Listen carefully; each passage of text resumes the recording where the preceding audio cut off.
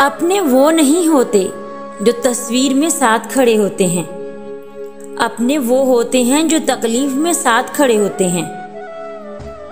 कोई हर वक्त हमारे लिए मुंतज़िर नहीं रहता, किसी के दिल में सारी उम्र हमारा वही मुकाम नहीं रहता। हम ताउम्र अहम नहीं रहते, वक्त बदल जाता है, लोग बदल जाते हैं। हाँ, लोगों ने मुझे समझाया है, जब साया दीवार से और बातें औकात से ऊंची होने लगें तो समझ लो कि सूरज डूबने वाला है।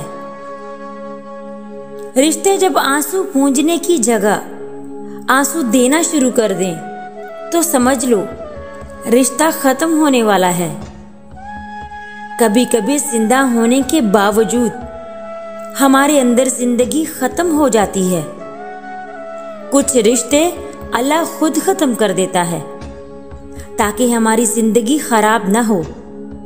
और बेशक अल्लाह जो करता है बेहतर करता है।